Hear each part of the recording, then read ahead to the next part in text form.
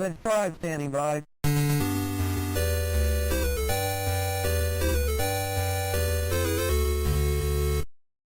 So the first things we're going to look at are both towards the back of the cabinet, or the front, because in the manual this is the front and that is the back, although I always consider this being the back because it's behind you when you sit in the cabinet.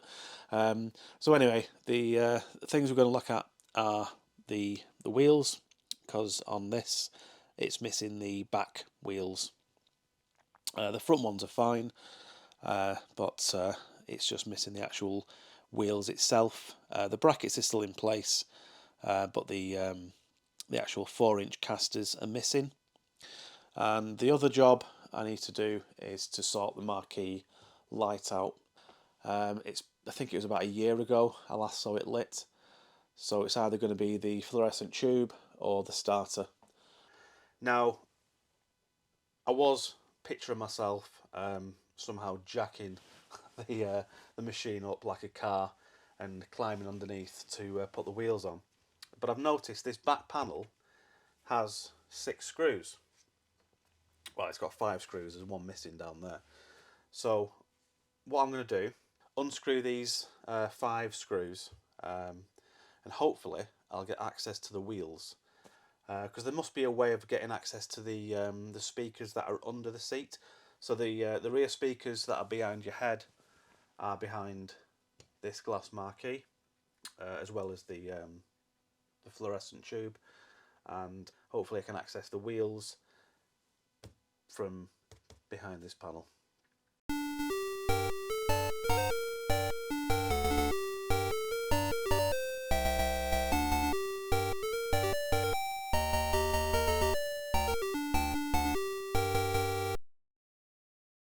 Now, there's nothing holding this in now.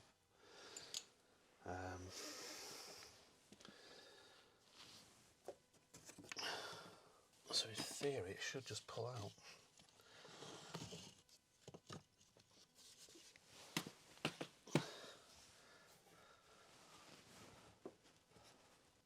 Like, I don't know if this was glued in place and then screwed in, but it doesn't show in the manual this plate removed, so it looks like it's been nailed in there. Yeah, it does look like it's nailed in at the top. I might have to remove this to see if I can get my hand down and push it out.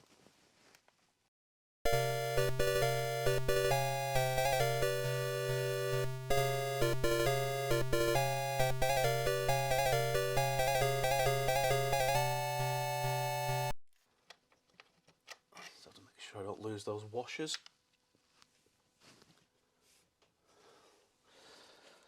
And then let's make sure I don't let go of this, because this is the last screw. There's only 3 holding the marquee in place.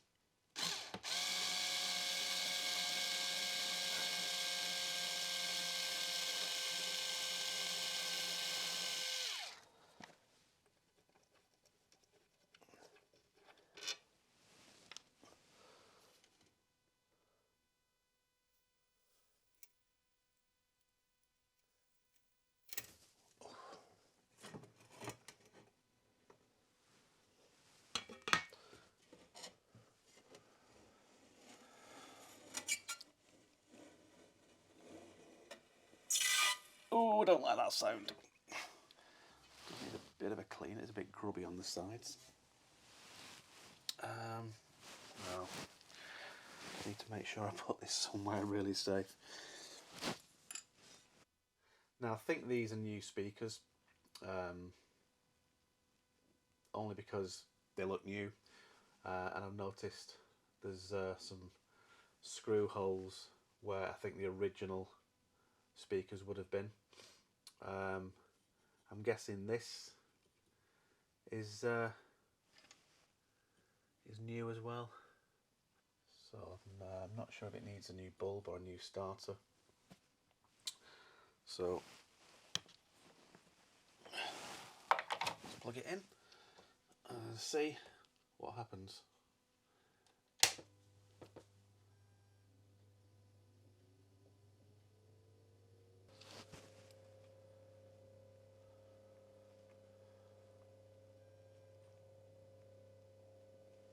So it's either a new bulb I need or a new starter, but I'm not sure how that comes out. So I finally managed to track down a replacement starter, and I wanted to get as close to this as I possibly could. Looked online, and I could only find things like 4 to 65 watt or 4 to 80 watt, which might have been fine, but I wanted to get as close as I could to that. And I wanted one today, so I didn't want to order one on Amazon and wait a day or so. So I went out to a local hardware store, took the old one, and they sold me this, which is the same FS2, 15 to 20 watt, £1.99, and let's see if it does the job. If it's not the starter, it's going to be the bulb itself, but I think this bulb was put in when the machine got shipped, or after the machine got shipped to the UK, because it looks a lot newer than the, because that looks like it's 40 years old. It might not be 40 years old, but it kind of is. It's metal, whereas they make them in plastic now.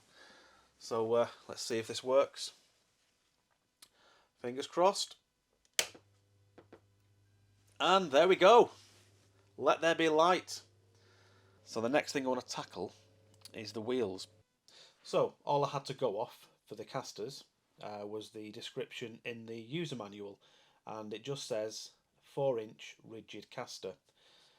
But I needed to know the thickness. So what I did was, using the brackets underneath, I got a piece of blue tack and stuck that onto the end of the bracket, and as you can see there, there's two lines there where the metal's gone in. So I measured that, and that is 3.5 centimeters. So I had to find a caster as close to that as I possibly could, and I got this. Now the distance between those is, I think it was 29mm, which is a little bit smaller than this, so I'm going to have to put some washers or something on either side to stop it from like rattling about.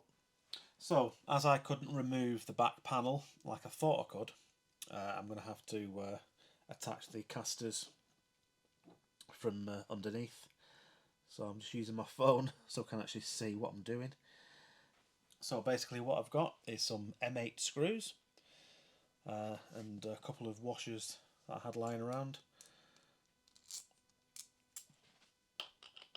and threaded that through so the bracket goes over like that. I'm going to have another washer on this side.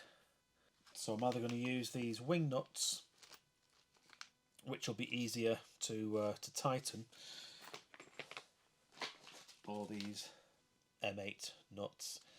These might be more secure, but I'm going to have trouble getting a spanner or a wrench and a screwdriver under there.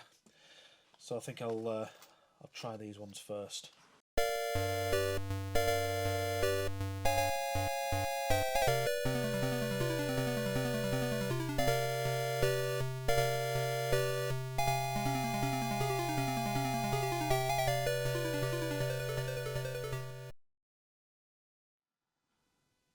Right, I've just realised if I tighten the wing nut as tight as I can, the wheel won't go round because it obviously grips the bracket. So I've tightened it as far as I can without obviously stopping the wheel from moving. So that looks like it's firmly in place. And on to the next one.